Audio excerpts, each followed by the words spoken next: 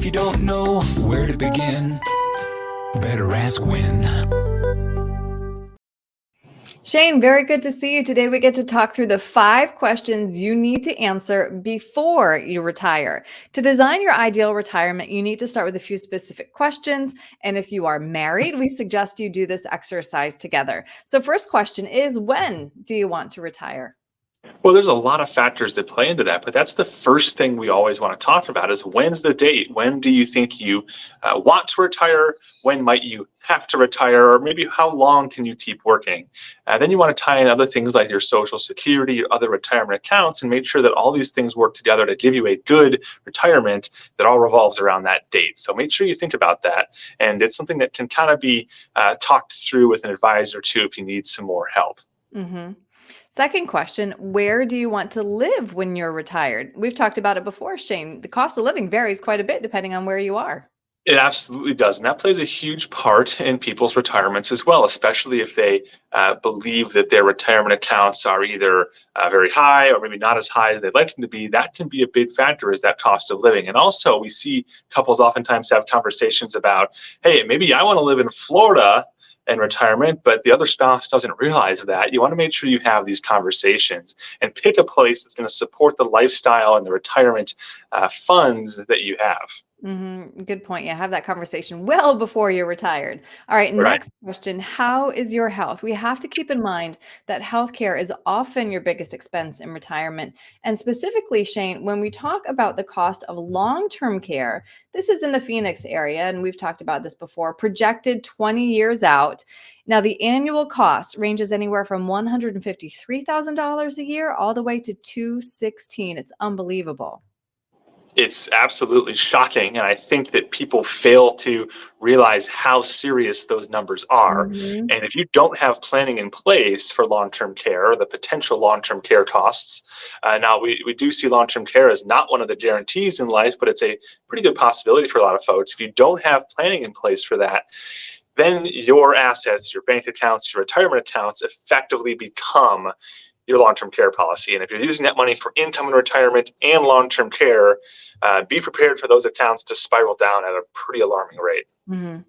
And next question, when is the best time to claim Social Security? And this is something that you specialize in. It is. And I talked so much about Social Security. We run a lot of different classes on this topic. And really, there's over 500 different combinations and choices of ways a couple can take Social Security. And it comes down to, first of all, when can you start it? So, of course, we can start it at 62, but that's not always the best choice for most folks. A lot of times we want to encourage people to wait a little bit longer, at least till full retirement age. Right. But I always say there's really no way you're making the best choice for Social Security until you've sat down and you've run the numbers and you looked at some different age combinations to help you make the absolute best choice. Mhm. And the best way to do that is to use some different tools that exist out there, some Social Security analyzer tools where you enter data about your benefits, your dates of birth, your retirement dates, and it starts to calculate for you some scenarios that are kind of illustrated in a more visual way to help you make that best choice for you and for your spouse going into retirement. Mhm. And last question, because retirement is so much more than just a number in your bank account, you need to determine if you have a holistic financial plan that accounts for inflation, longevity, and of course, your very unique retirement goals.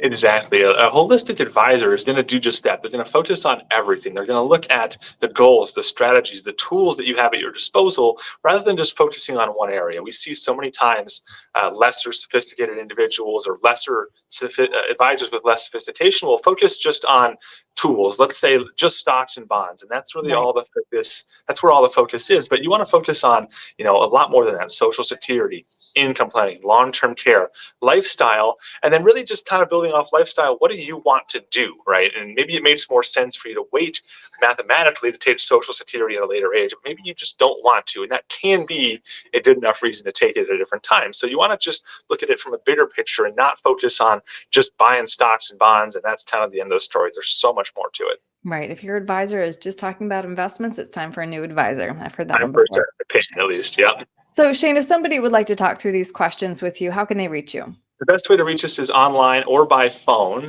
You can visit our website, winstonandcompanies.com, or give us a call on the phone. Our phone number is 602-456-1928. Great. Shane, thank you. Thanks, Erin. Got a plan for your retirement, 'cause you know it's just down the road. But if you don't know where to begin, better ask when.